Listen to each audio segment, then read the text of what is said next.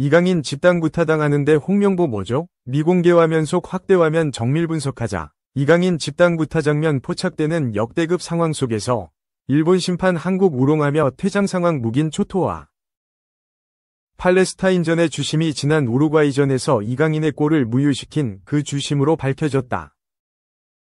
홍명보 감독이 이끄는 한국 남자 축구 대표팀은 지난 19일 오후 11시 한국 시각 요르단 암만의 암만 국제경기장에서 열린 2026 북중미 월드컵 아시아 3차 예선 B조 6차전 팔레스타인과 경기에서 1-1로 아쉽게 비겼다.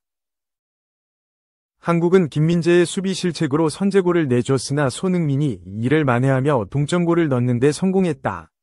하지만 경기는 무승부로 막을 내렸다. 이날 경기에서는 석연찮은 장면이 여러 차례 나왔다. 전반 5분 이재성은 설령우의 패스를 받으려는 과정에서 상대 선수 하메드에게 발을 밟혀 넘어졌다. 경우에 따라 페널티킥으로 볼 수 있는 상황이었지만 주심이 관대한 성향인 탓에 반칙 선언이나 별다른 제재 없이 넘어갔다. 특히 이날 황인범은 후반 38분 상대 선수의 살인 태클에 치명적인 부상을 당할 뻔했다. 황인범이 빠르게 대처하지 않았다면 선수 생명에 위협이 갈 수도 있었다. 황인범이 태클을 당한 순간 살짝 발을 떼지 않았다면 발목이 돌아갈 수도 있었을 만큼 심각한 상황이었다. 경기를 지켜보던 국가대표 출신 이영표 해설위원도 팔레스타인의 태클을 심각하게 중계했다. 그러나 일본 주심은 옐로카드만 꺼내들었다. 이뿐만 아니라 주심은 전반 추가 시간 박용우의 득점을 취소하기도 했다. 문제는 어떤 장면이 파울인지 정확히 파악할 수 없었다는 것이다. 알고 보니 이날 주심은 과거 위르겐 클린스만 감독이 대표팀을 이끌던 시절 펼친 우루과이전에서 노골을 선언한 바로 그 주심으로 드러났다.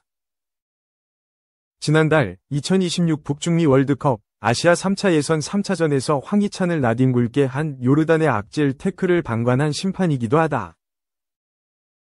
지난해 3월 한국과 우루과이의 평가전에서 주심이었던 아라키 유스케는 한국이 1-2로 밀리던 후반 27분 이강인이 왼쪽에서 올린 코너킥이 이재성의 머리를 맞고 튀어 올랐다가 김영권의 헤더로 연결됐음에도 VAR, 온필드 리뷰까지 거친 뒤 결국 골 무효를 선언한 바 있다. 또 지난달엔 요르단의 경기 내내 계속된 반칙에도 눈 하나 깜빡 안 해 한국 팬들을 분노하게 했다. 당시 심판진은 일본인들로 구성돼 있었다. 아라키는 그중 VAR을 맡았다. 당시 주심 기무라 히로유키는 요르단 측의 도를 넘은 과격한 플레이에도 경고 카드를 꺼낼지 말지 주저할 뿐 끝내 별다른 제재 없이 넘어갔다. 심지어 황희찬이 두 번째로 넘어져 그라운드에 나뒹굴었을 때는 눈앞에서 지켜봤으면서도 반칙만 선언했다. 심판진은 이후 황인범이 거친 태클을 받는 장면이 뚜렷하게 잡힌 뒤에야 옐로카드를 꺼냈다. 이를 접한 한국 축구 팬들은 일본 주심의 판정에 불만을 제기했다. 주심의 관대한 경기 운영이 리턴 매치 승리에 불리하게 작용했다는 것이다. 그러나 황인범은 경기 직후 상대팀의 경기력에 관해 쉽지 않았다 라면서도 팔레스타인이 B조팀 가운데 수비적으로 가장 탄탄한 팀인 것 같다 라고 평가했다.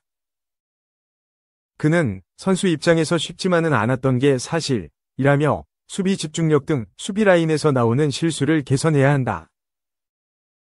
상대 진영에서 볼을 빼앗겼을 때 모든 수비가 수비 전환을 더 적극적으로 해야 한다 라고 지적했다.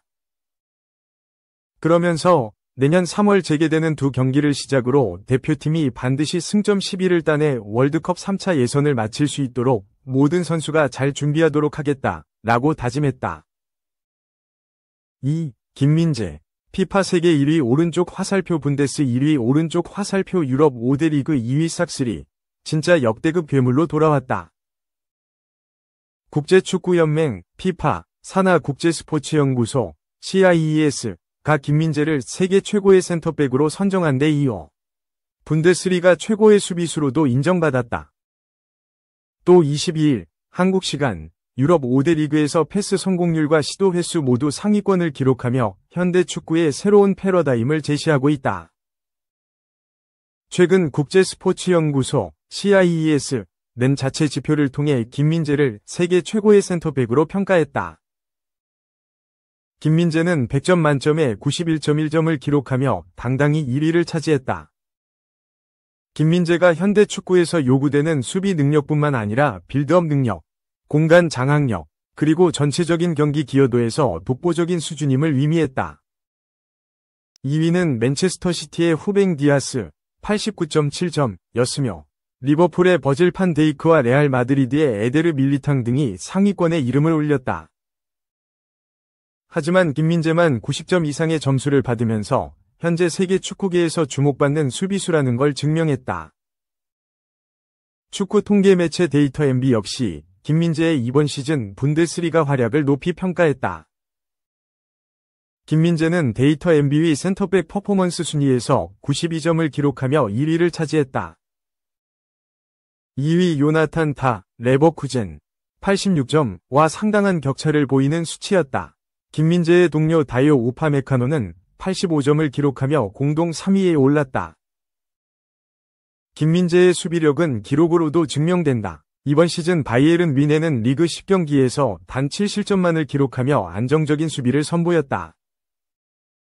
특히 최근 5경기, 정규리그 3경기, 챔피언스리그 1경기, 포칼 1경기에서는 무실점 행진을 이어가며 철벽 수비를 과시하고 있다. 김민재는 전통적인 수비 능력뿐 아니라 빌드업 능력에서도 유럽 최고의 센터백으로 자리매김하고 있다.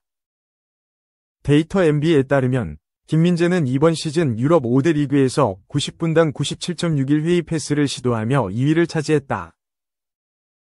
유럽 5대 리그의 중앙 수비수 중에서도 최상위권에 해당하는 기록이다.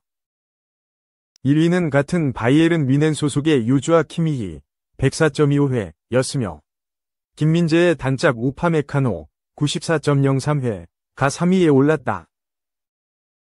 이처럼 바이에른 뮌헨의 경기 스타일에서 김민재가 얼마나 중요한 빌드업의 축을 담당하고 있는지 알 수 있다. 김민재의 빌드업 능력은 단순한 패스 횟수에 그치지 않는다. 김민재는 이번 시즌 유럽 5대 리그에서 총 398개의 전진 패스를 성공시키며 이 부문 1위를 기록했다. 바르셀로나 베테랑 수비수 이니고 마르티네스 375개를 넘어선 수치다. 김민재의 정확한 패싱력은 바이에른 뮌헨의 공격 전개를 더욱 원활하게 만들며 팀 전술의 핵심 역할을 수행하고 있다. 우에파 챔피언스 리그에서도 독보적인 활약을 펼쳤다. 특히 벤피카전에서 김민재는 113개의 패스를 시도해 모두 성공시키며 UCL 역사에 이름을 새겼다. 2003에서 4시즌 이후 103회 이상의 패스를 성공률 100%로 기록한 첫 번째 선수가 됐다. 김민재는 현재 자신의 성공에 만족하지 않고 더 높은 목표를 설정하고 있다. 그는 독일 언론 빌트와의 인터뷰에서 뮌헨이 이제는 집처럼 느껴진다. 하지만 나폴리 시절의 기량에 아직 도달하지 못했다며 스스로에게 더 높은 기준을 설정했다. 김민재는 뮌헨 이적 첫 시즌에 전술 적응 문제와 잦은 실수로 비판을 받기도 했다. 하지만 점차 안정적인 플레이를 보여주며 팀 내 입지를 확고히 했다. 새로 부임한 뱅상 콤파니 감독은 김민재의 잠재력을 일찌감치 알아보고 그를 핵심 수비수로 중용했다. 오는 23일 열리는 분데스리가 아우크스부르크전에서도 선발 출전을 앞두고 있으며 상승세를 이어갈 것으로 기대된다. 3. 미쳤다. 양민혁. 토트넘 즉시절 역감. 바로 1군 데뷔 가능성 높아. 전문가 주장. 축구 통계 매체 트랜스퍼마크트는 22일 한국 시간 양민혁을 집중 분석했다. 강원 FC 소속 초특급 유망주 양민혁은 토트넘 후스퍼 이적이 확정됐고 현재 조기 합류를 앞둔 상태다. 토트넘에서는 물론 현지 팬들의 기대감이 높아지고 있다.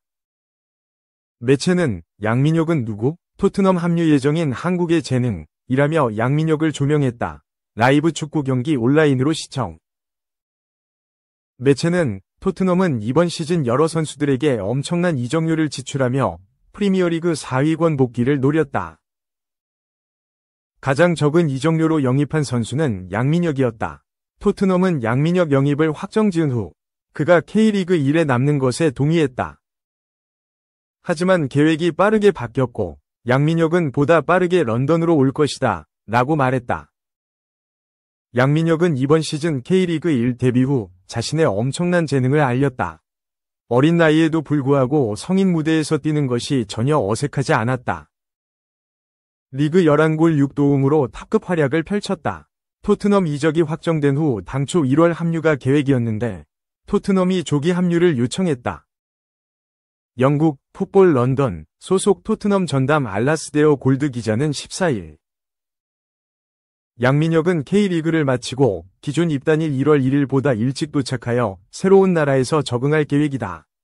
12월에 도착할 계획이다 라고 보도한 바 있다. 매체는 양민혁의 조기 합류 소식을 전한 뒤 양민혁은 현재까지 클럽에서 37경기 11골 6도움이라는 인상적인 기록을 세웠다. 강원FC에서 이달의 선수상을 수상했고 역사상 최연소였다. K리그 올해의 선수상 후보에 오르기도 했다. 라며 양민혁의 이번 시즌을 간단하게 되짚었다. 이어서 트랜스퍼마크트 소속 아시아 축구 전문가 티베리우스 라지에프스키가 발언도 나왔다. 양민혁은 나이에 비해 아주 다재다능한 선수로 보인다. 지능적이고 정확한 슈팅을 갖고 있고 1대1 상황에서도 공격적으로 맞선다. 리그에서 가장 빠른 선수 중 한 명이며 양쪽 윙어로 뛴다. 라며 나름대로의 평가도 남겼다. 라이브 축구 경기 온라인으로 시청. 양민혁의 토트넘 조기 합류 후 1군 데뷔 여부도 많은 관심을 끌고 있다. 이에 대해서도 라지에프스키 전문가는 가능할 것이라고 보았다. 그는 토트넘의 지속적인 부상 위기로 인해 1군에서 임팩트를 보여줄 가능성이 아주 높다 라고 말했다. 최근 토트넘은 부상에 시달리고 있다. 마이키 무어, 히샬리송, 윌슨 오도베르 등 공격진 부상이 많다.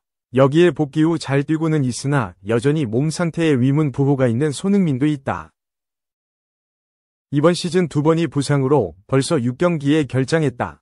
윙어진의 부상이 많기에 양민혁이 곧바로 1군에서 뛸 가능성이 높고 데뷔전도 치를 수 있다는 주장이었다.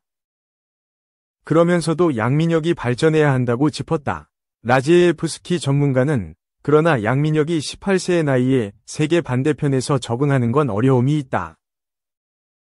클럽의 대표팀 동료 손흥민가 있다는 건 도움이 될 것이다. 프리미어리그는 강력한 피지컬을 요구하는 것으로 잘 알려져 있고 양민혁은 확실히 발전에 집중해야 한다 라고 덧붙였다. 양민혁의 토트넘 조기 합류를 보도했던 영국 풋볼 런던 소속 알라스데어 골드 기자의 보도와는 다른 예상이었다. 골드 기자는 양민혁은 1월 바로 경기에 투입되기보다는 새로운 클럽, 리그, 국가, 문화에 적응하면서 신중하게 프리미어리그 생활을 시작할 것이다. 물론 양민혁이 빠르게 적응할 수도 있으나 프리미어리그 경기가 요구하는 피지컬적인 요소와 빠른 템포에 적응하는 데에는 시간이 걸릴 것이다. 또한 한국에서 긴 시즌을 보낸 이후이기 때문에 부상 위험도 있다 라고 보도한 바 있었다.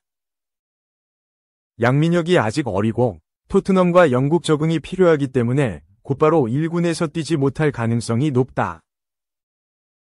하지만 라지에프스키 전문가의 예측대로 부상이 심각하다면 기회를 받지 못할 이유도 없어 보인다.